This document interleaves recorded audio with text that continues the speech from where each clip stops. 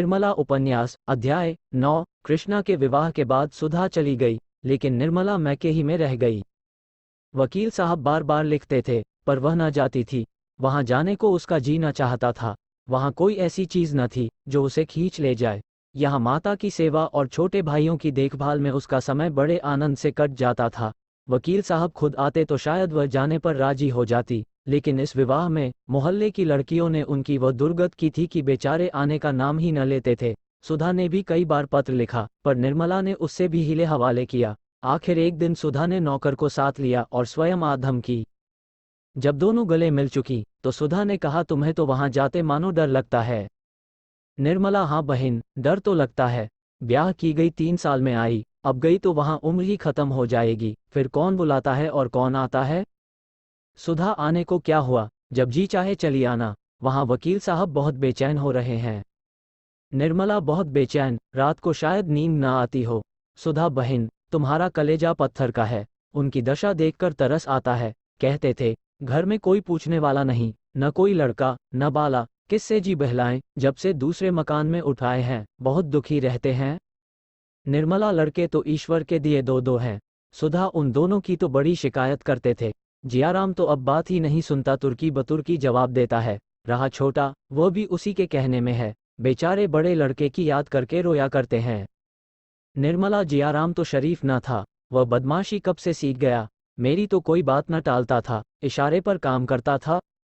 सुधा, क्या जाने बहन, सुना कहता है आप ही ने भैया को जहर देकर मार डाला। आप हत्यारे हैं। कई बार तुमसे विवाह करने के लिए ताने दे चुका है। ऐसी ऐसी बातें कहता है कि वकील साहब रो पड़ते हैं। अरे, और तो क्या कहूँ, एक दिन पत्थर उठाकर मारने दौड़ा था। निर्मला ने गंभीर चिंता में पड़कर कहा, ये लड़का तो बड़ा शैतान निकला। उसे ये किसने कहा कि उसके भाई को उन्होंने जहर दे दिया है। सुधा, वो तुम्ही से ठीक होगा। निर्मला को यह नई चिंता पैदा हुई। अगर जिया की यही रंग है, अपने बाप से लड़ने पर तैयार रहता है, तो मुझसे क्यों दबने लगा। वह रात को बड़ी देर तक इसी फिक्र में डूबी रही। मनसाराम की आज उसे बहुत याद आई। उसके साथ जिंदगी आराम से कट जाती। इस लड़के का जब अपने पिता के सामने ही वह हाल है, तो उनके पीछे उसके साथ कैसे निर्वाह होगा। घर हाथ से निकल ही गया। कुछ न कुछ कर्ज अभी सिर पर होगा ही। आमदनी का ये हाल, ईश्वर ही बेड़ा पार लगाएंगे। आज पहली बार निर्मला को बच्चों की फिक्र पैदा हुई। इस बेचारी का न जाने क्या हाल होगा। ईश्वर ने यह विपत्ति सिर डाल दी। मुझे तो इसकी जरूरत न थी। जन्म ही लेना था तो किसी भाग्यवान के घर जन्म लेती। बच्ची उसकी छाती से लिपटी हुई सो रही थी। माता ने उसको और भी चिपटा लिया, मानो कोई उसके हाथ से उसे छीने लिए जाता है। निर्मला के पास ही सुधा की चारपाई भी थी। निर्मला तो चित्त सागर में गोता खा रही थी और सुधा मीठी नींद का आनंद उठा रही थी। क्या उसे अपने बालक की फिक्र सताती है। मृत्यु तो बूढ़े और जवान का भेद नहीं करती, फिर सुधा को कोई चिंता क्यों नहीं सताती। उसे तो कभी भविष्य की चिंता से उदास नहीं देखा। सहसा सुधा की नींद खुल गई। उसने निर्मला को अभी तक जागते देखा तो बोली, अरे अभी तुम सोई नहीं। निर्मला, नींद ही नहीं आती। सुधा, आंखें बंद कर लो, आप ही नींद आ जाएगी। मैं तो चारपाई पर आते ही मर सी जाती हूँ। वह जागते भी हैं तो खबर नहीं होती। न जाने मुझे क्यों इतनी नींद आती है। शायद कोई रोग है। निर्मला, हाँ, बड़ा भारी रोग है। इसे राज रोग कहते हैं। डॉक्टर साहब से कहो दवा शुरू कर दें। सुधा, तो आखिर जागकर क्या सोचूं। कभी कभी मैके की याद आ जाती है तो उस दिन जरा देर में आंख लगती है। निर्मला, डॉक्टर साहब की याद नहीं आती। सुधा, कभी नहीं। उनकी याद क्यों आए। जानती हूं कि टेनिस खेलकर आए होंगे, खाना खाया होगा और आराम से लेटे होंगे। निर्मला, लो, सोहन भी जाग गया। जब तुम जाग गई तो भला ये क्यों सोने लगा। सुधा, हाँ बहन, इसकी अजीब आदत है। मेरे साथ सोता और मेरे ही साथ जागता है। उस जन्म का कोई तपस्वी है। देखो, इसके माथे पर तिलक का कैसा निशान है, बाहों पर भी ऐसे ही निशान हैं। जरूर कोई तपस्वी है। निर्मला, तपस्वी लोग तो चंदन तिलक नहीं लगाते। उस जन्म का कोई धूर्त पुजारी होगा। क्यों रे, तू कहाँ का पुजारी था, बता। सुधा, इसका ब्याह मैं बच्ची से करूंगी। निर्मला, चलो बहन, गाली देती हो। बहन से भी भाई का ब्याह होता है। सुधा, मैं तो करूंगी, चाहे कोई कुछ कहे। ऐसी सुंदर बहू और कहाँ पाऊंगी। जरा देखो तो बहन, इसकी देह कुछ गर्म है या मुझे ही मालूम होती है। निर्मला ने सोहन का माथा छूकर कहा, नहीं नहीं, देह गर्म है। ये ज्वर कब आ गया। दूध तो पी रहा है ना। सुधा, अभी सोया था। तब तो देह ठंडी थी, शायद सर्दी लग गई, उड़ाकर सुलाए देती हूँ, सवेरे तक ठीक हो जाएगा। सवेरा हुआ तो सोहन की दशा और भी खराब हो गई, उसकी नाक बहने लगी और बुखार और भी तेज हो गया, आंखें चढ़ गईं और सिर झुक गया, न वह हाथ पैर हिलाता था, न हंसता बोलता था, बस चुपचाप पड़ा था। ऐसा मालूम होता था कि उसे इस वक्त किसी का बोलना अच्छा नहीं लगता। कुछ कुछ खांसी भी आने लगी। अब तो सुधा घबराई। निर्मला की भी राय हुई कि डॉक्टर साहब को बुलाया जाए, लेकिन उसकी बूढ़ी माता ने कहा, डॉक्टर हकीम साहब का यहाँ कुछ काम नहीं, साफ तो देख रही हूँ कि बच्चे को नजर लग गई है, भला डॉक्टर आकर क्या करेंगे। सुधा, अम्मां जी, भला यहाँ नजर कौन लगा देगा, अभी तक तो बाहर कहीं गया भी नहीं। माता, नजर कोई लगाता नहीं बेटी, किसी किसी आदमी की दीद बुरी होती है, आप ही आप लग जाती है, कभी कभी माँ बाप तक की नजर लग जाती है। जब से आया है एक बार भी नहीं रोया, चोंचले बच्चों को यही गति होती है। मैं इसे हुमकते देखकर डरी थी कि कुछ न कुछ अनिष्ट होने वाला है। आंखें नहीं देखती हो कितनी चढ़ गई हैं, यही नजर की सबसे बड़ी पहचान है। बुढ़िया महरी और पड़ोस की पंडिताइन ने इस कथन का अनुमोदन कर दिया। बस महंगू ने आकर बच्चे का मुंह देखा और हंसकर बोला, मालकिन ये दीठ है और नहीं, जरा पतली पतली तीलियां मंगवा दीजिए, भगवान ने चाहा तो संझा तक बच्चा हंसने लगेगा। सरकंडे के 5 टुकड़े लाए गए। महंगू ने उन्हें बराबर करके एक डोरे से बांध दिया और कुछ बुदबुदाकर उसी पोले हाथों से 5 बार सोहन का सिर सहलाया। अब जो देखा तो 5 तीलियां छोटी बड़ी हो गई थी। सब स्त्रियां ये कौतुक देखकर दंग रह गईं। अब नजर में किसे संदेह हो सकता था। महंगू ने फिर बच्चे को तीलियों से सहलाना शुरू किया। अब की तीलियां बराबर हो गई, केवल थोड़ा सा अंतर रह गया। ये सब इस बात का प्रमाण था कि नजर का असर अब थोड़ा सा और रह गया है। महंगू सबको दिलासा देकर शाम को फिर आने का वादा करके चला गया। बालक की दशा दिन को और खराब हो गई, खांसी का जोर हो गया। शाम के समय महंगू ने आकर फिर तीलियों का तमाशा किया। इस वक्त 5 तीलियां बराबर निकली। स्त्रियां निश्चित हो गई, लेकिन सोहन को सारी रात खांसते गुजरी, यहाँ तक कि कई बार उसकी आंखें उलट गईं। सुधा और निर्मला दोनों ने बैठकर सबेरा किया। खैर, रात कुशल से कट गई। अब वृद्धवा माताजी नया रंग लाई। महंगू नजर न उतार सका, इसलिए अब किसी मौलवी से फूंक डलवाना जरूरी हो गया। सुधा फिर भी अपने पति को सूचना न दे सकी। मेहरी सोहन को एक चादर से लपेटकर एक मस्जिद में ले गई और फूंक डलवा लाई। शाम को भी फूंक छोड़ी, पर सोहन ने सिर न उठाया। रात आ गई। सुधा ने मन में निश्चय किया कि रात कुशल से बीतेगी तो प्रातः काल पति को तार दूंगी। लेकिन रात कुशल से न बीतने पाई। आधी रात जाते जाते बच्चा हाथ से निकल गया। सुधा की जीन संपत्ति देखते देखते उसके हाथों से छिन गई।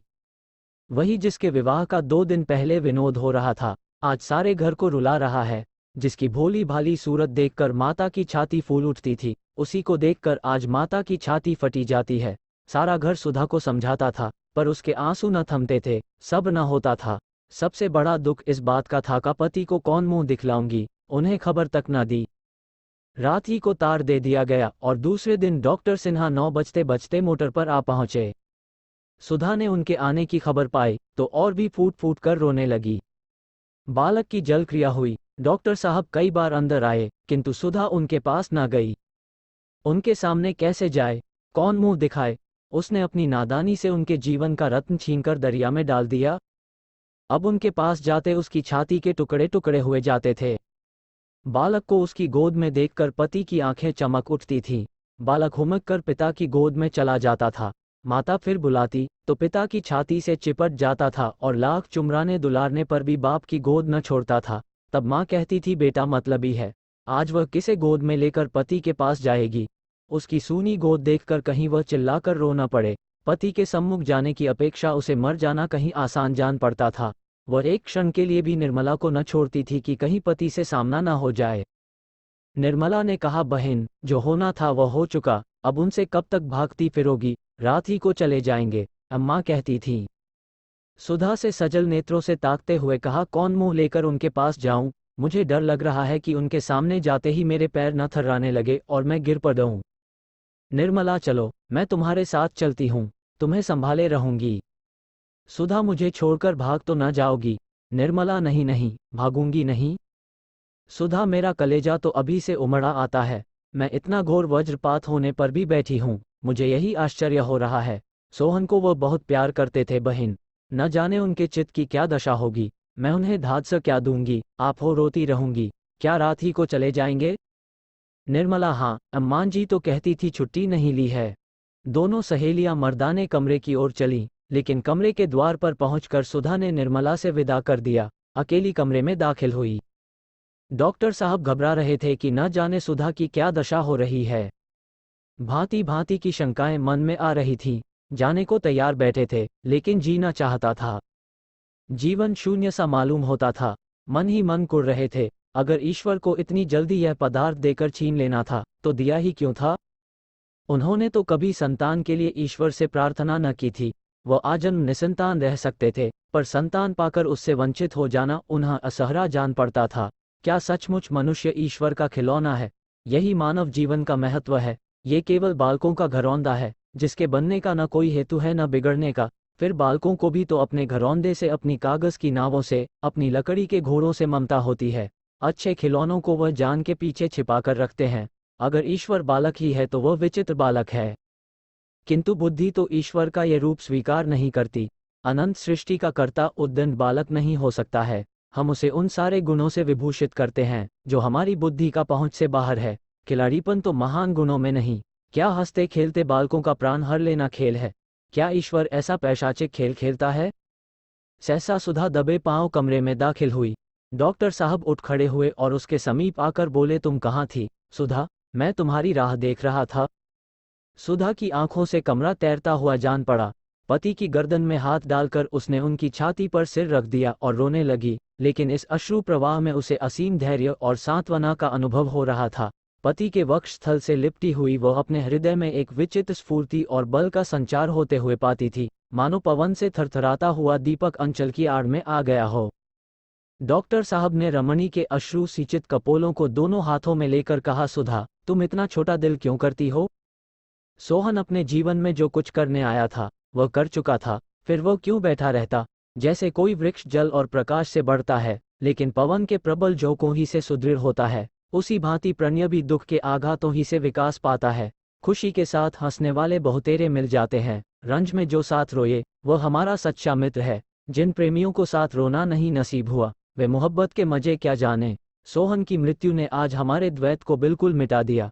आज ही हमने एक दूसरे का सच्चा स्वरूप देखा। सुधा ने सिसकते हुए कहा, मैं नजर के धोखे में थी। हाय, तुम उसका मुंह भी न देखने पाए। न जाने इन दिनों उसे इतनी समझ कहाँ से आ गई थी। जब मुझे रोते देखता तो अपने कष्ट भूलकर मुस्करा देता। तीसरे ही दिन हमारे लाडले की आंख बंद हो गई, कुछ दवा दर्पण भी न करने पाई। ये कहते कहते सुधा के आंसू फिर उमड़ आए। डॉक्टर सिन्हा ने उसे सीने से लगाकर करुणा से कांपती हुई आवाज में कहा, प्रिय, आज तक कोई ऐसा बालक या वृद्ध न मरा होगा जिससे घरवालों की दवा दर्पण की लालसा पूरी हो गई। सुधा, निर्मला ने मेरी बड़ी मदद की। मैं तो एकाध झपकी ले भी लेती थी, पर उसकी आंखें नहीं झपकी। रात रात लिए बैठी या टहलती रहती थी। उसके एहसान कभी न भूलूंगी। क्या तुम आज ही जा रहे हो? डॉक्टर, हाँ, छुट्टी लेने का मौका न था। सिविल सर्जन शिकार खेलने गया हुआ था। सुधा, ये सब हमेशा शिकार ही खेला करते हैं। डॉक्टर, राजाओं को और काम ही क्या है? सुधा, मैं तो आज न जाने दूंगी। डॉक्टर जी तो मेरा भी नहीं चाहता। सुधा, तो मत जाओ, तार दे दो। मैं भी तुम्हारे साथ चलूंगी, निर्मला को भी लेती चलूंगी। सुधा वहां से लौटी तो उसके हृदय का बोझ हल्का हो गया था। पति की प्रेमपूर्ण कोमल वाणी ने उसके सारे शोक और संताप का हरण कर लिया था। प्रेम में असीम विश्वास है, असीम धैर्य है और असीम बल है। जब हमारे ऊपर कोई बड़ी विपत्ति आ पड़ती है तो उससे हमें केवल दुख ही नहीं होता, हमें दूसरों के ताने भी सहने पड़ते हैं। जनता को हमारे ऊपर टिप्पणियां करने का वो सुअवसर मिल जाता है जिसके लिए वो हमेशा बेचैन रहती है। मनसाराम क्या मरा, मानो समाज को उन पर आवाजें कसने का बहाना मिल गया। भीतर की बातें कौन जाने। प्रत्यक्ष बात यह थी कि यह सब सौतेली माँ की करतूत है। चारों तरफ यही चर्चा थी। ईश्वर न करे लड़कों को सौतेली माँ से पाला पड़े, जिसे अपना बना बनाया घर उजाड़ना हो, अपने प्यारे बच्चों की गर्दन पर छुरी फेरनी हो, वह बच्चों के रहते हुए अपना दूसरा ब्याह करे। ऐसा कभी नहीं देखा कि सौत के आने पर घर तबाह न हो गया हो। वही बाप जो बच्चों पर जान देता था, सौत के आते ही उन्हीं बच्चों का दुश्मन हो जाता है, उसकी मति ही बदल जाती है। ऐसी देवी ने जन्म ही नहीं लिया जिसने सौत के बच्चों को अपना समझा हो। मुश्किल ये थी कि लोग टिप्पणियों पर संतुष्ट न होते थे। कुछ ऐसे सज्जन भी थे जिन्हें अब जियाराम और सियाराम से विशेष स्नेह हो गया था। वे दोनों बालकों से बड़ी सहानुभूति प्रकट करते, यहाँ तक कि दो एक महिलाएं तो उसकी माता के शील और स्वभाव को याद करे आंसू बहाने लगती थी। हाय हाय, बेचारी क्या जानती थी कि उसके मरते ही लाडलों की यह दुर्दशा होगी। अब दूध मक्खन काहे को मिलता होगा। जियाराम कहता मिलता क्यों नहीं। महिला कहती मिलता है। अरे बेटा, मिलना भी कई तरह का होता है। पानी वाला दूध टके शेर का मंगा कर रख दिया, पियो चाहे न पियो, कौन पूछता है। नहीं तो बेचारी नौकर से दूध दुहवा कर मंगवाती थी, वह तो चेहरा ही कहे देता है। दूध की सूरत छिपी नहीं रहती, वह सूरत ही नहीं रही। जिया को अपनी माँ के समय के दूध का स्वाद तो याद था नहीं, जो इस आक्षेप का उत्तर देता, और न उस समय की अपनी सूरत ही याद थी, चुप रह जाता। इन शुभाकांक्षाओं का असर भी पड़ना स्वाभाविक था। जियाराम को अपने घरवालों से चिढ़ होती जाती थी। मुंशी जी मकान नीलामी हो जाने के बाद दूसरे घर में उठाए तो किराए की फिक्र हुई। निर्मला ने मक्खन बंद कर दिया, वह आमदनी नहीं रही तो खर्च कैसे रहता। दोनों कहार अलग कर दिए गए। जियाराम को ये कतर ब्योंत बुरी लगती थी। जब निर्मला मैके चली गई तो मुंशी जी ने दूध भी बंद कर दिया। नवजात कन्या की चिंता अभी से उनके सिर पर सवार हो गई थी। सियाराम ने बिगड़कर कहा, दूध बंद रहने से तो आपका महल बन रहा होगा, भोजन भी बंद कर दीजिए। मुंशी जी, दूध पीने का शौक है तो जाकर दोहा क्यों नहीं लाते, पानी के पैसे तो मुझसे न दिए जाएंगे। जियाराम, मैं दूध दोहाने जाऊं, कोई स्कूल का लड़का देख ले तब। मुंशी जी, तब कुछ नहीं, कह देना अपने लिए दूध लिए जाता हूं। दूध लाना कोई चोरी नहीं है। जियाराम, चोरी नहीं है, आप ही को कोई दूध लाते देख ले तो आपको शर्म न आएगी। मुंशी जी, बिल्कुल नहीं, मैंने तो इन्हीं हाथों से पानी खींचा है, अनाज की गठरियां लाया हूं। मेरे बाप लखपति नहीं थे। जियाराम, मेरे बाप तो गरीब नहीं, मैं क्यों दूध दुहाने जाऊं। आखिर आपने कहारों को क्यों जवाब दे दिया। मुंशी जी, क्या तुम्हें इतना भी नहीं सूझता कि मेरी आमदनी अब पहली सी नहीं रही, इतने नादान तो नहीं हो। जियाराम, आखिर आपकी आमदनी क्यों कम हो गई। मुंशी जी, जब तुम्हें अकल ही नहीं है तो क्या समझाऊं। यहाँ जिंदगी से तंग आ गया हूं, मुकदमे कौन ले और ले भी तो तैयार कौन करे, वह दिल ही नहीं रहा। अब तो जिंदगी के दिन पूरे कर रहा हूं, सारे अरमान लल्लू के साथ चले गए। जियाराम, अपने ही हाथों न। मुंशी जी ने चीख कर कहा, अरे अहमक, ये ईश्वर की मर्जी थी, अपने हाथों कोई अपना गला काटता है। जियाराम, ईश्वर तो आपका विवाह करने न आया था। मुंशी जी अब जबत न कर सके, लाल लाल आंखें निकाले बोले, क्या तुम आज लड़ने के लिए कमर बांध कर आए हो। आखिर किस बात पर। मेरी रोटियां तो नहीं चलाते। जब इस काबिल हो जाना, मुझे उपदेश देना, तब मैं सुन लूंगा। अभी तुमको मुझे उपदेश देने का अधिकार नहीं है। कुछ दिनों अदब और तमीज सीखो। तुम मेरे सलाहकार नहीं हो कि मैं जो काम करूं उसमें तुमसे सलाह लूं। मेरी पैदा की हुई दौलत है, उसे जैसे चाहूं खर्च कर सकता हूं। तुमको जबान खोलने का भी हक नहीं है। अगर फिर तुमने मुझसे बेअदबी की तो नतीजा बुरा होगा। जब मनसाराम ऐसा रत्न खोकर मरे प्राण न निकले तो तुम्हारे बगैर मैं मर न जाऊंगा, समझ गए। ये कड़ी फटकार पाकर भी जियाराम वहां से न टला। निशंक भाव से बोला, तो आप क्या चाहते हैं कि हमें चाहे कितनी ही तकलीफ हो मुंह न खोलें। मुझसे तो यह ना होगा। भाई साहब को अदब और तमीज का जो इनाम मिला उसकी मुझे भूख नहीं, मुझ में जहर खाकर प्राण देने की हिम्मत नहीं। ऐसे अदब को दूर से दंडवत करता हूँ। मुंशी जी, तुम्हें ऐसी बातें करते हुए शर्म नहीं आती। जियाराम, लड़के अपने बुजुर्गों ही की नकल करते हैं। मुंशी जी का क्रोध शांत हो गया। जियाराम पर उसका कुछ भी असर न होगा, इसका उन्हें यकीन हो गया। उठकर टहलने चले गए। आज उन्हें सूचना मिल गई कि इस घर का शीघ्र ही सर्वनाश होने वाला है। उस दिन से पिता और पुत्र में किसी न किसी बात पर रोज ही एक झपट हो जाती है। मुंशी जी ज्यों त्यों तरह देते थे, जियाराम और भी शेर होता जाता था। एक दिन जियाराम ने रुक्मिणी से यहाँ तक कह डाला, बाप है ये समझकर छोड़ देता हूँ, नहीं तो मेरे ऐसे ऐसे साथी हैं कि चाहूँ तो भरे बाजार में पिटवा दूँ। रुक्मिणी ने मुंशी जी से कह दिया। मुंशी जी ने प्रकट रूप से तो बेपरवाही ही दिखाई, पर उनके मन में शंका समा गई। शाम को सैर करना छोड़ दिया। यह नई चिंता सवार हो गई। इसी भय से निर्मला को भी न लाते थे कि शैतान उसके साथ भी यही बर्ताव करेगा। जियाराम एक बार दबी जबान में कह भी चुका था, देखूं अब की कैसे इस घर में आती है। मुंशी जी भी खूब समझ गए थे कि मैं इसका कुछ भी नहीं कर सकता। कोई बाहर का आदमी होता तो उसे पुलिस और कानून के शिकंजे में कसते। अपने लड़के को क्या करें, सच कहा है, आदमी हारता है तो अपने लड़कों ही से। एक दिन डॉक्टर सिन्हा ने जियाराम को बुलाकर समझाना शुरू किया। जियाराम उनका अदब करता था, चुपचाप बैठा सुनता रहा।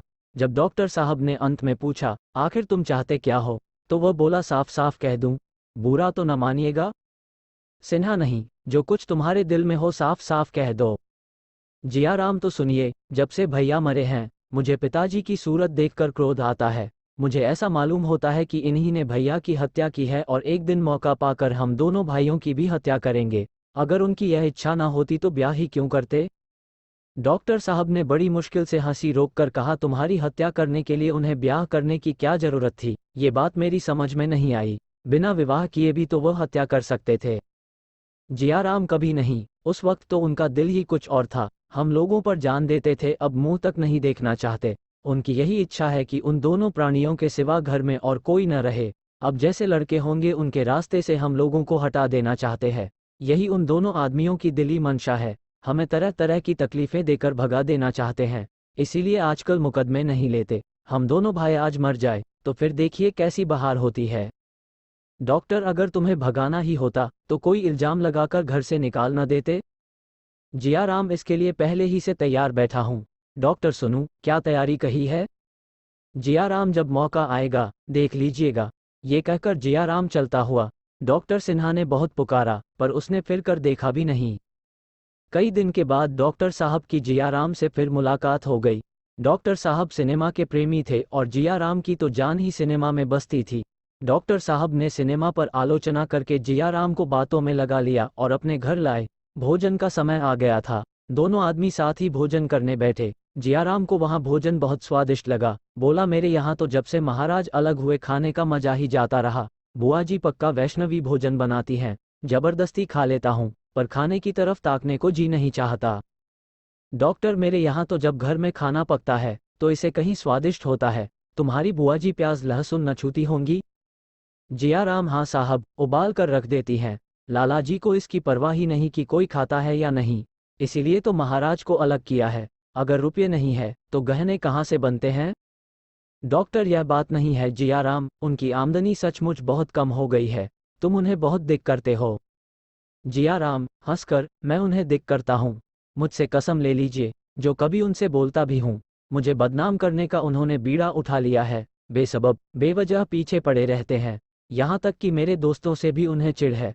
आप ही सोचिए, दोस्तों के बगैर कोई जिंदा रह सकता है। मैं कोई लुच्चा नहीं हूँ कि लुच्चों की सोहबत रखूं, मगर आप दोस्तों ही के पीछे मुझे रोज सताया करते हैं। कल तो मैंने साफ कह दिया मेरे दोस्त घर आएंगे, किसी को अच्छा लगे या बुरा। जनाब, कोई हो, हर वक्त की धौंस ही सह सकता। डॉक्टर, मुझे तो भाई उन पर बड़ी दया आती है। ये जमाना उनके आराम करने का था।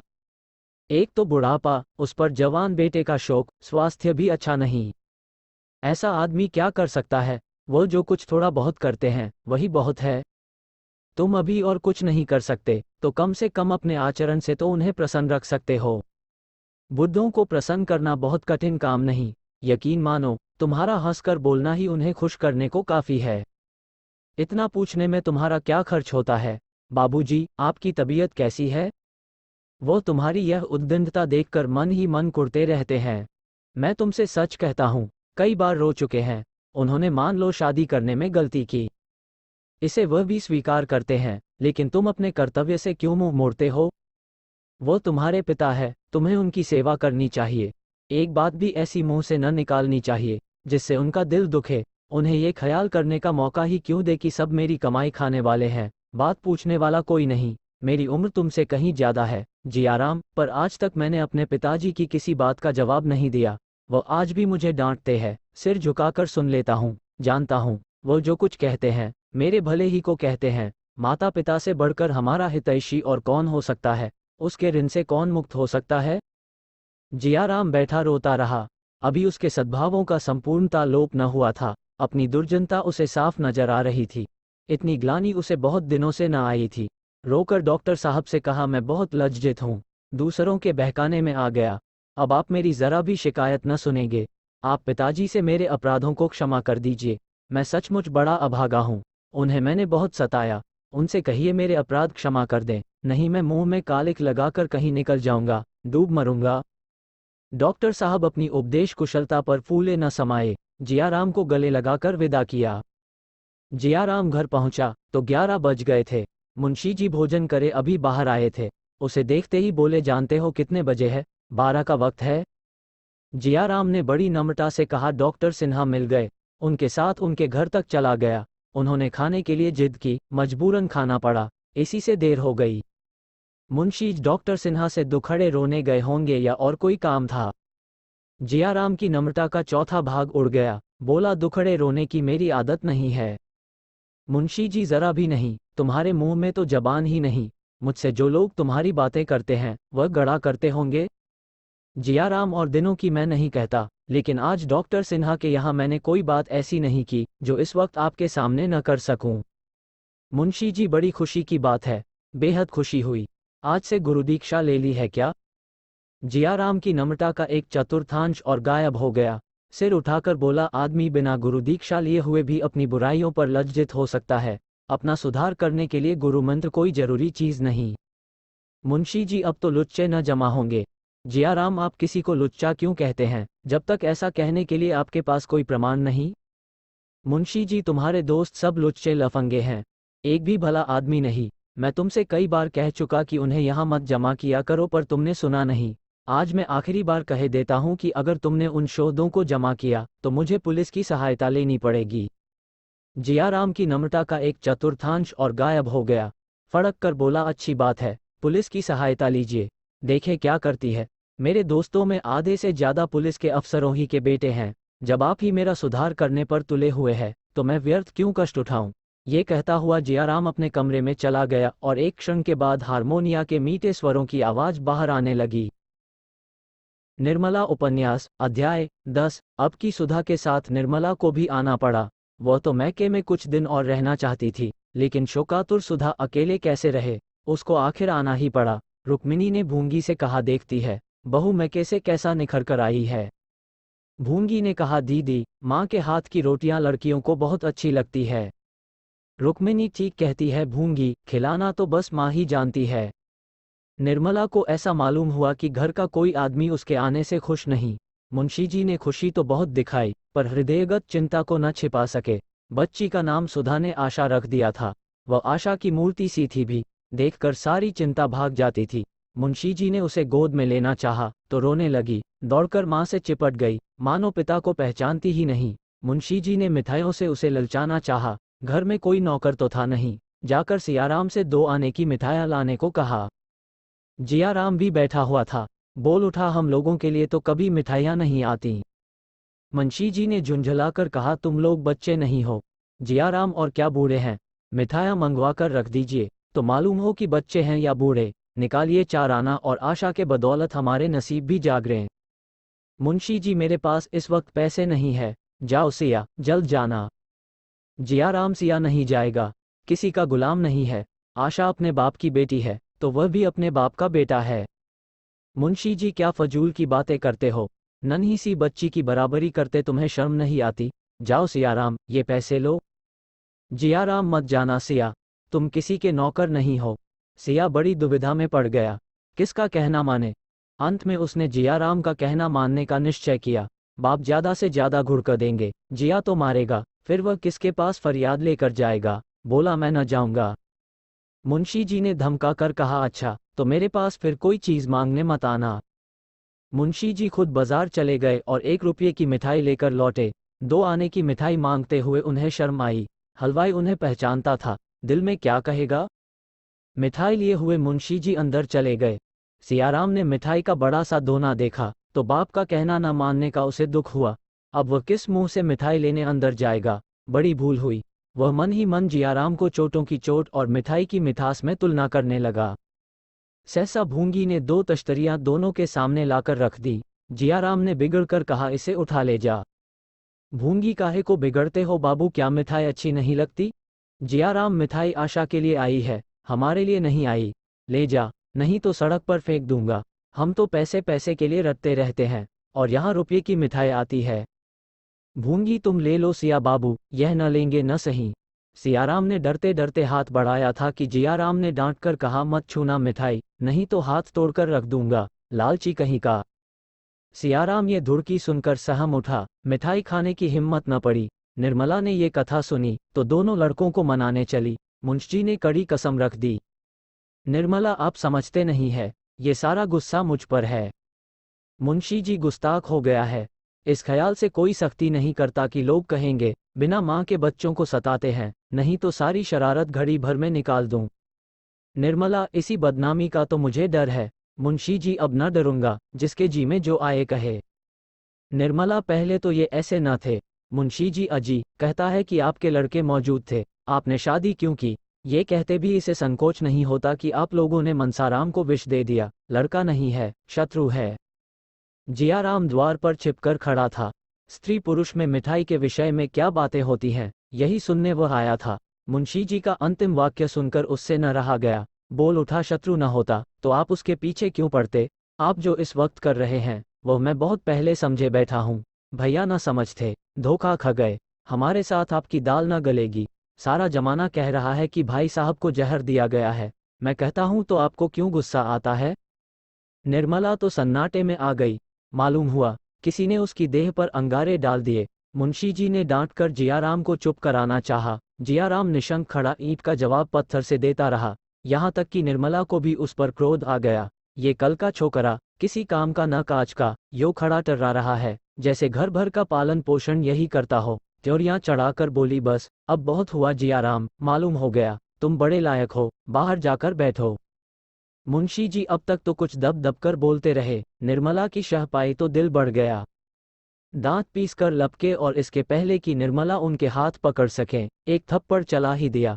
थप्पड़ निर्मला के मुंह पर पड़ा, वही सामने पड़ी, माथा चकरा गया। मुंशी जी के सूखे हाथों में इतनी शक्ति है, इसका वह अनुमान न कर सकती थी। सिर पकड़कर बैठ गई। मुंशी जी का क्रोध और भी भड़क उठा, फिर घूंसा चलाया, पर अब की जियाराम ने उनका हाथ पकड़ लिया और पीछे धकेल कर बोला, दूर से बातें कीजिए, क्यों नाहक अपनी बेइज्जती करवाते हैं। अम्मान जी का लिहाज कर रहा हूँ, नहीं तो दिखा देता। ये कहता हुआ वह बाहर चला गया। मुंशी जी संज्ञा शून्य से खड़े रहे। इस वक्त अगर जियाराम पर दैरवी वज्र गिर पड़ता तो शायद उन्हें हार्दिक आनंद होता। जिस पुत्र को कभी गोद में लेकर निहाल हो जाते थे, उसी के प्रति आज भांति भांति की दुष्कल्पनाएं मन में आ रही थी। रुक्मिणी अब तक तो अपनी कोठरी में थी, अब आकर बोली, बेटा आपने बराबर का हो जाए तो उस पर हाथ न छोड़ना चाहिए। मुंशी जी ने ओंठ चबाकर कहा, मैं इसे घर से निकाल कर छोड़ूंगा, भीख मांगे या चोरी करे, मुझसे कोई मतलब नहीं। रुक्मिणी, नाक किसकी कटेगी? मुंशी जी, इसकी चिंता नहीं। निर्मला, मैं जानती कि मेरे आने से ये तूफान खड़ा हो जाएगा तो भूल कर भी न आती। अब भी भला है, मुझे भेज दीजिए, इस घर में मुझसे न रहा जाएगा। रुक्मिणी, तुम्हारा बहुत लिहाज करता है बहू, नहीं तो आज अनर्थ ही हो जाता। निर्मला, अब और क्या अनर्थ होगा दीदी जी, मैं तो फूंक फूंक कर पांव रखती हूँ, फिर भी अपयश लग ही जाता है। अभी घर में पांव रखते देर नहीं हुई और यह हाल हो गया, ईश्वर ही कुशल करे। रात को भोजन करने कोई न उठा, अकेले मुंशी जी ने खाया। निर्मला को आज नई चिंता हो गई, जीवन कैसे पार लगेगा। अपना ही पेट होता तो विशेष चिंता न थी, अब तो एक नई विपत्ति गले पड़ गई थी। वह सोच रही थी, मेरी बच्ची के भाग्य में क्या लिखा है राम। चिंता में नींद कब आती है। निर्मला चारपाई पर करवटें बदल रही थी। कितना चाहती थी कि नींद आ जाए, पर नींद ने न आने की कसम सी खा ली थी। चिराग बुझा दिया था, खिड़की के दरवाजे खोल दिए थे, टिक टिक करने वाली घड़ी भी दूसरे कमरे में रख आई थी, पर नींद का नाम न था। जितनी बातें सोचनी थी सब सोच चुकी, चिंताओं का भी अंत हो गया, पर पलकें न झपकी। तब उसने फिर लैंप जलाया और एक पुस्तक पढ़ने लगी। 2-4 ही पृष्ठ पढ़े होंगे कि झपकी आ गई, किताब खुली रह गई। सहसा जियाराम ने कमरे में कदम रखा, उसके पांव थर थर कांप रहे थे। उसने कमरे में ऊपर नीचे देखा, निर्मला सोई हुई थी, उसके सिरहाने ताक पर एक छोटा सा पीतल का संदूकचा रखा हुआ था। जियाराम दबे पांव गया, धीरे से संदूकचा उतारा और बड़ी तेजी से कमरे के बाहर निकला। उसी वक्त निर्मला की आंखें खुल गईं, चौंक कर उठ खड़ी हुई, द्वार पर आकर देखा, कलेजा धक से हो गया। क्या ये जियाराम है? मेरे कमरे में क्या करने आया था? कहीं मुझे धोखा तो नहीं हुआ? शायद दीदी जी के कमरे से आया हो, यहाँ उसका काम ही क्या था? शायद मुझसे कुछ कहने आया हो, लेकिन इस वक्त क्या कहने आया होगा? इसकी नीयत क्या है? उसका दिल कांप उठा। मुंशी जी ऊपर छत पर सो रहे थे। मुंडेर न होने के कारण निर्मला ऊपर न सो सकती थी। उसने सोचा चलकर उन्हें जगाऊं, पर जाने की हिम्मत न पड़ी। शक्की आदमी है, न जाने क्या समझ बैठे और क्या करने पर तैयार हो जाएं। आकर फिर पुस्तक पढ़ने लगी। सवेरे पूछने पर आप ही मालूम हो जाएगा, कौन जाने मुझे धोखा ही हुआ हो। नींद में कभी कभी धोखा हो जाता है, लेकिन सवेरे पूछने का निश्चय कर भी उसे फिर नींद नहीं आई। सवेरे वो जलपान लेकर स्वयं जियाराम के पास गई तो वह उसे देखकर चौंक पड़ा। रोज तो भूंगी आती थी, आज ये क्यों आ रही है? निर्मला की ओर ताकने की उसकी हिम्मत न पड़ी। निर्मला ने उसकी ओर विश्वासपूर्ण नेत्रों से देखकर पूछा, रात को तुम मेरे कमरे में गए थे? जियाराम ने विस्मय दिखाकर कहा, भला मैं रात को क्या करने जाता, क्या कोई गया था? निर्मला ने इस भाव से कहा मानो उसे उसकी बात का पूरा विश्वास हो गया। हाँ, मुझे ऐसा मालूम हुआ कि कोई मेरे कमरे से निकला। मैंने उसका मुंह तो न देखा, पर उसकी पीठ देखकर अनुमान किया कि शायद तुम किसी काम से आए हो। इसका पता कैसे चले कौन था? कोई था जरूर, इसमें कोई संदेह नहीं। जियाराम अपने को निरपराध सिद्ध करने की चेष्टा कर कहने लगा, मैं तो रात को थिएटर देखने चला गया था। वहां से लौटा तो एक मित्र के घर लेटा रहा। थोड़ी देर हुई लौटा हूं। मेरे साथ और भी कई मित्र थे, जिससे जी चाहे पूछ लें। हाँ भाई, मैं बहुत डरता हूँ। ऐसा न हो कोई चीज़ गायब हो गई तो मेरा नाम लगे। चोर को तो कोई पकड़ नहीं सकता, मेरे मत्थे जाएगी। बाबूजी को आप जानती हैं, मुझे मारने दौड़ेंगे। निर्मला, तुम्हारा नाम क्यों लगेगा? अगर तुम ही होते तो भी तुम्हें कोई चोरी नहीं लगा सकता। चोरी दूसरे की चीज़ की जाती है, अपनी चीज़ की चोरी कोई नहीं करता। अभी तक निर्मला की निगाह अपने संदूकचे पर न पड़ी थी। भोजन बनाने लगी। जब वकील साहब कचहरी चले गए तो वह सुधा से मिलने चली। इधर कई दिनों से मुलाकात न हुई थी, फिर रात वाली घटना पर विचार परिवर्तन भी करना था। भूंगी से कहा, कमरे में से गहनों का बक्सा उठा ला। भूंगी ने लौटकर कहा, वहां तो कहीं संदूक नहीं है, कहाँ रखा था? निर्मला ने चिढ़कर कहा, एक बार में तो तेरा काम ही कभी नहीं होता, वहां छोड़कर और जाएगा कहाँ? अलमारी में देखा था। भूंगी, नहीं बहूजी, अलमारी में तो नहीं देखा, झूठ क्यों बोलूं? निर्मला मुस्करा पड़ी, बोली, जा देख, जल्दी आ।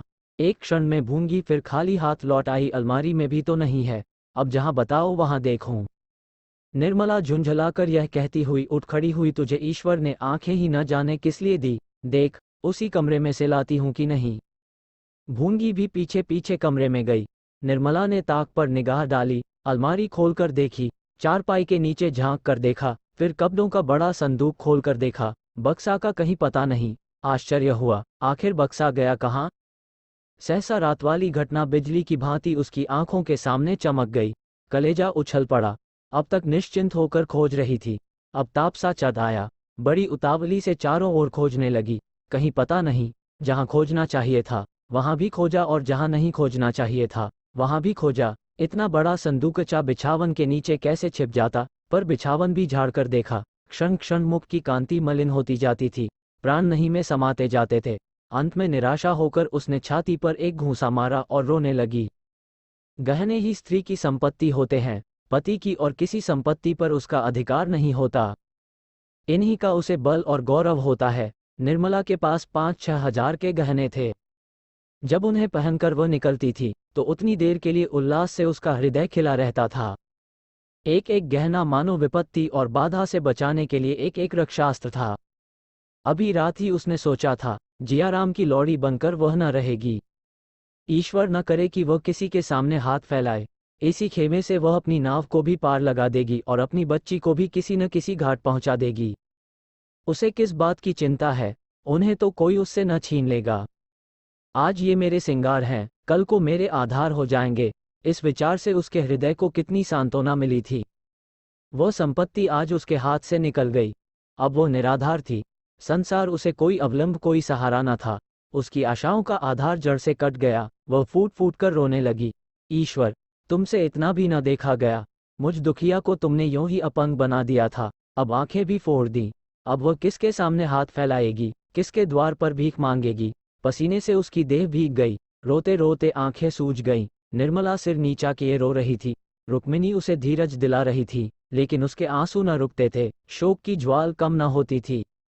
3 बजे जियाराम स्कूल से लौटा। निर्मला उसके आने की खबर पाकर विक्षिप्त की भांति उठी और उसके कमरे के द्वार पर आकर बोली, भैया, दिल लगी की हो तो दे दो, दुखिया को सताकर क्या पाओगे? जियाराम एक क्षण के लिए कातर हो उठा। चोर कला में उसका ये पहला ही प्रयास था। ये कठोरता जिससे हिंसा में मनोरंजन होता है अभी तक उसे प्राप्त न हुई थी। यदि उसके पास संदूकचा होता और फिर इतना मौका मिलता कि उसे ताक पर रख आवे, तो कदाचित वह उसे मौके को न छोड़ता, लेकिन संदूक उसके हाथ से निकल चुका था। यारों ने उसे सराफे में पहुंचा दिया था और औने पौने बेच भी डाला था। चोरों की झूठ के सिवा और कौन रक्षा कर सकता है। बोला, भला अम्मान जी, मैं आपसे ऐसी दिल लगी करूंगा? आप अभी तक मुझ पर शक करती जा रही हैं। मैं कह चुका कि मैं रात को घर पर न था, लेकिन आपको यकीन ही नहीं आता। बड़े दुख की बात है कि मुझे आप इतना नीच समझती हैं। निर्मला ने आंसू पोंछते हुए कहा, मैं तुम्हारे पर शक नहीं करती भैया, तुम्हें चोरी नहीं लगाती। मैंने समझा शायद दिल लगी की हो। जियाराम पर वह चोरी का संदेह कैसे कर सकती थी? दुनिया यही तो कहेगी कि लड़के की मां मर गई है तो उस पर चोरी का इल्जाम लगाया जा रहा है। मेरे मुंह में ही तो कालिक लगेगी। जियाराम ने आश्वासन देते हुए कहा, चलिए मैं देखूं आखिर ले कौन गया, चोर आया किस रास्ते से। भूंगी भैया, तुम चोरों के आने को कहते हो? चूहे के बिल से तो निकल ही आते हैं, यहाँ तो चारों ओर ही खिड़कियां हैं। जियाराम खूब अच्छी तरह तलाश कर लिया है। निर्मला सारा घर तो छान मारा, अब कहाँ खोजने को कहते हो?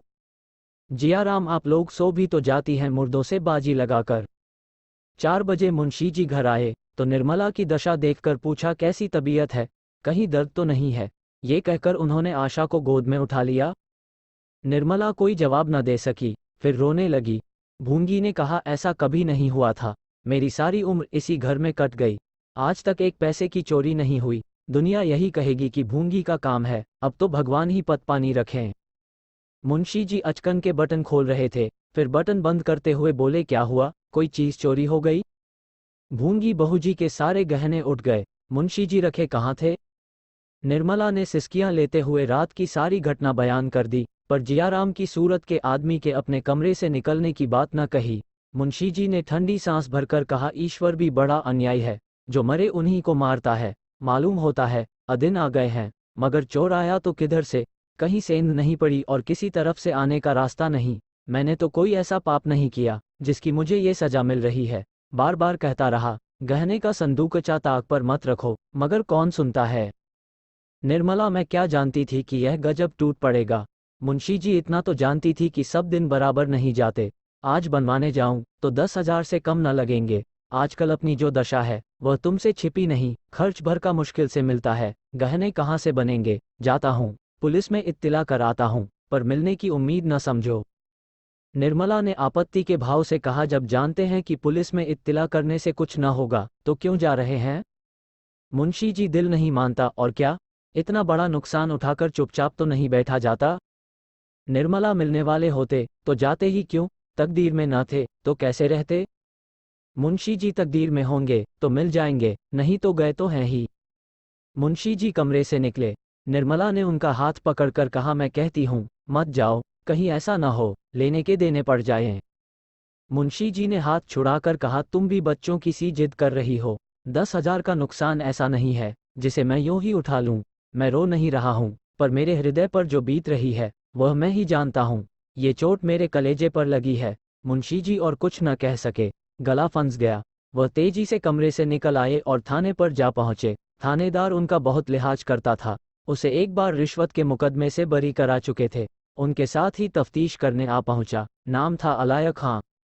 शाम हो गई थी। थानेदार ने मकान के अगवाड़े पिछवाड़े घूम घूम कर देखा। अंदर जाकर निर्मला के कमरे को गौर से देखा, ऊपर की मुंडेर की जांच की, मोहल्ले के 2-4 आदमियों से चुपके चुपके कुछ बातें की और तब मुंशी जी से बोले, जनाब, खुदा की कसम ये किसी बाहर के आदमी का काम नहीं। खुदा की कसम, अगर कोई बाहर का आदमी निकले तो आज से थानेदारी करना छोड़ दूं। आपके घर में कोई मुलाजिम ऐसा तो नहीं है जिस पर आपको शुबहा हो? मुंशी जी, घर में तो आजकल सिर्फ एक महरी है। थानेदार, अजी, वह पगली है। ये किसी बड़े शातिर का काम है, खुदा की कसम। मुंशी जी, तो घर में और कौन है? मेरे दोनों लड़के हैं, स्त्री है और बहन है, इनमें से किस पर शक करूं? थानेदार, खुदा की कसम घर ही के किसी आदमी का काम है, चाहे वह कोई हो। इंशाअल्लाह 2-4 दिन में मैं आपको इसकी खबर दूंगा। ये तो नहीं कह सकता कि माल भी सब मिल जाएगा, पर खुदा की कसम चोर जरूर पकड़ दिखाऊंगा। थानेदार चला गया तो मुंशी जी ने आकर निर्मला से उसकी बातें कहीं। निर्मला सहम उठी, आप थानेदार से कह दीजिए तफ्तीश न करें, आपके पैरों पड़ती हूँ। मुंशी जी, आखिर क्यों? निर्मला, अब क्यों बताऊं, वह कह रहा है कि घर ही के किसी का काम है। मुंशी जी, उसे बकने दो। जियाराम अपने कमरे में बैठा हुआ भगवान को याद कर रहा था। उसके मुंह पर हवाएं उड़ रही थीं। सुन चुका था कि पुलिस वाले चेहरे से भांप जाते हैं। बाहर निकलने की हिम्मत न पड़ती थी। दोनों आदमियों में क्या बातें हो रही हैं, ये जानने के लिए छटपटा रहा था। ज्यों ही थानेदार चला गया और भूंगी किसी काम से बाहर निकली, जियाराम ने पूछा, थानेदार क्या कर रहा था भूंगी? भूंगी ने पास आकर कहा, दाढ़ीजार कहता था, घर ही से किसी आदमी का काम है, बाहर का कोई नहीं है। जियाराम बाबूजी ने कुछ नहीं कहा। भूंगी कुछ तो नहीं कहा, खड़े हूँ करते रहे। घर में एक भूंगी ही गैर है ना, और तो सब अपने ही हैं। जियाराम, मैं भी तो गैर हूँ, तू ही क्यों? भूंगी, तुम गैर काहे हो भैया? जियाराम बाबूजी ने थानेदार से कहा, नहीं, घर में किसी पर उनका शुबहा नहीं है। भूंगी कुछ तो कहते नहीं सुना। बेचारे थानेदार ने भले ही कहा, भूंगी तो पगली है, वह क्या चोरी करेगी, बाबूजी तो मुझे फंसाए ही देते थे। जियाराम, तब तो तू भी निकल गई, अकेला मैं ही रह गया। तू ही बता, तूने मुझे उस दिन घर में देखा था? भूंगी, नहीं भैया, तुम तो ठेठा देखने गए थे। जियाराम, गवाही देगी ना? भूंगी, यह क्या कहते हो भैया, बहूजी तफ्तीश बंद कर देंगी? जियाराम, सच। भूंगी, हाँ भैया, बार बार कहती है कि तफ्तीश न कराओ। गहने गए, जाने दो, पर बाबूजी मानते ही नहीं। 5-6 दिन तक जियाराम ने पेट भर भोजन नहीं किया। कभी 2-4 कौर खा लेता, कभी कह देता, भूख नहीं है। उसके चेहरे का रंग उड़ा रहता था। रातें जागते कटती, प्रति क्षण थानेदार की शंका बनी रहती थी। यदि वह जानता कि मामला इतना तूल खींचेगा, तो कभी ऐसा काम न करता। उसने तो समझा था किसी चोर पर शुबहा होगा, मेरी तरफ किसी का ध्यान भी न जाएगा, पर अब भांडा फूटता हुआ मालूम होता था। अभागा थानेदार जिस ढंग से छानबीन कर रहा था, उससे जियाराम को बड़ी शंका हो रही थी। 7वें दिन संध्या समय घर लौटा तो बहुत चिंतित था। आज तक उसे बचने की कुछ न कुछ आशा थी। माल अभी तक कहीं बरामद न हुआ था, पर आज उसे माल के बरामद होने की खबर मिल गई थी। इसी दम थानेदार कांस्टेबल को लिए आता होगा। बचने को कोई उपाय नहीं। थानेदार को रिश्वत देने से संभव है मुकदमे को दबा दे। रुपये हाथ में थे, पर क्या बात छिपी रहेगी? अभी माल बरामद नहीं हुआ, फिर भी सारे शहर में अफवाह थी कि बेटे ने ही माल उड़ाया है। माल मिल जाने पर तो गली गली बात फैल जाएगी, फिर वह किसी को मुंह न दिखा सकेगा। मुंशी जी कचहरी से लौटे तो बहुत घबराए हुए थे। सिर थामकर चारपाई पर बैठ गए। निर्मला ने कहा, कपड़े क्यों नहीं उतारते? आज तो और दिनों से देर हो गई है। मुंशी जी, क्या कपड़े उतारूं? तुमने कुछ सुना? निर्मला, क्या बात है, मैंने तो कुछ नहीं सुना। मुंशी जी, माल बरामद हो गया, अब जिया का बचना मुश्किल है। निर्मला को आश्चर्य नहीं हुआ। उसके चेहरे से ऐसा जान पड़ा मानो उसे यह बात मालूम थी। बोली, मैं तो पहले ही कह रही थी कि थाने में इत्तला मत कीजिए। मुंशी जी, तुम्हें जिया पर शक था? निर्मला, शक क्यों नहीं था, मैंने उन्हें अपने कमरे से निकलते देखा था। मुंशी जी, फिर तुमने मुझसे क्यों न कह दिया? निर्मला, ये बात मेरे कहने की न थी। आपके दिल में जरूर ख्याल आता कि यह ईर्ष्यावश आक्षेप लगा रही है। कहिए, ये ख्याल होता या नहीं? झूठ न बोलिएगा। मुंशी जी, संभव है, मैं इनकार नहीं कर सकता, फिर भी उस दशा में तुम्हें मुझसे कह देना चाहिए था। रिपोर्ट की नौबत न आती। तुमने अपनी नेकनामी की तो फिक्र की, पर यह न सोचा कि परिणाम क्या होगा। मैं अभी थाने से चला आता हूँ। अलायक हाँ आता ही होगा। निर्मला ने हताश होकर पूछा, फिर अब? मुंशी जी ने आकाश की ओर ताकते हुए कहा, फिर जैसी भगवान की इच्छा। 1000-2000 रुपये रिश्वत देने के लिए होते तो शायद मामला दब जाता, पर मेरी हालत तो तुम जानती हो। तकदीर खोटी है और कुछ नहीं। पाप तो मैंने किया है, दंड कौन भोगेगा?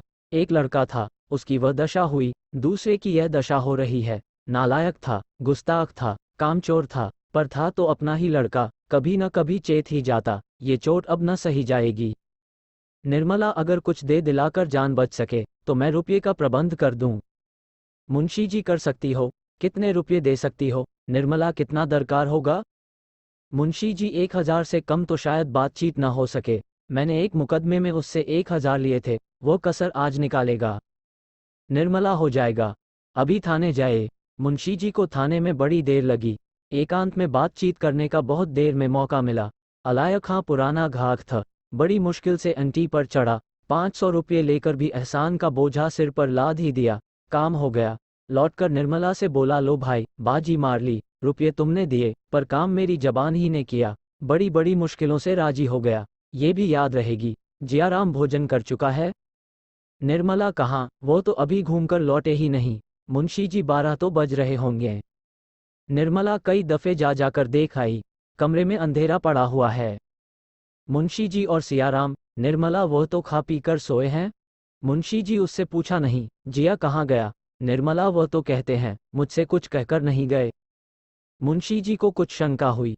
सियाराम को जगाकर पूछा तुमसे जियाराम ने कुछ कहा नहीं? कब तक लौटेगा? गया कहाँ है? सियाराम ने सिर खुजलाते और आंखों मलते हुए कहा मुझसे कुछ नहीं कहा। मुंशी जी कपड़े सब पहनकर गया है। सियाराम जी नहीं, कुर्ता और धोती। मुंशी जी जाते वक्त खुश था। सियाराम खुश तो नहीं मालूम होते थे। कई बार अंदर आने का इरादा किया, पर देहरी से ही लौट गए। कई मिनट तक सायाबान में खड़े रहे। चलने लगे तो आंखें पोंछ रहे थे। इधर कई दिन से अक्सर रोया करते थे। मुंशी जी ने ऐसी ठंडी सांस ली, मानो जीवन में अब कुछ नहीं रहा, और निर्मला से बोले तुमने किया तो अपनी समझ में भले ही के लिए, पर कोई शत्रु भी मुझ पर इससे कठोर आघात न कर सकता था। जियाराम की माता होती तो क्या वह ये संकोच करती? कदापि नहीं। निर्मला बोली जरा डॉक्टर साहब के यहाँ क्यों नहीं चले जाते? शायद वहाँ बैठे हों। कई लड़के रोज आते हैं, उनसे पूछिए, शायद कुछ पता लग जाए। फूंक फूंक कर चलने पर भी अपयश लग ही गया। मुंशी जी ने मानो खुली हुई खिड़की से कहा हाँ, जाता हूँ और क्या करूँगा। मुंशी जी बाहर आए तो देखा डॉक्टर सिन्हा खड़े हैं। चौंक कर पूछा क्या आप देर से खड़े हैं? डॉक्टर जी नहीं, अभी आया हूँ। आप इस वक्त कहाँ जा रहे हैं? 12:30 हो गए हैं। मुंशी जी आप ही की तरफ आ रहा था। जियाराम अभी तक घूमकर नहीं आया। आपकी तरफ तो नहीं गया था। डॉक्टर सिन्हा ने मुंशी जी के दोनों हाथ पकड़ लिए और इतना कह पाए थे, भाई साहब अब धैर्य से काम, कि मुंशी जी गोली खाए हुए मनुष्य की भांति जमीन पर गिर पड़े। यदि आप वीडियो अभी भी देख रहे हो तो प्लीज चैनल को सब्सक्राइब करें एवं वीडियो को लाइक करें। थैंक्स, मिलते हैं अगले पार्ट में, तब तक के लिए बाय बाय।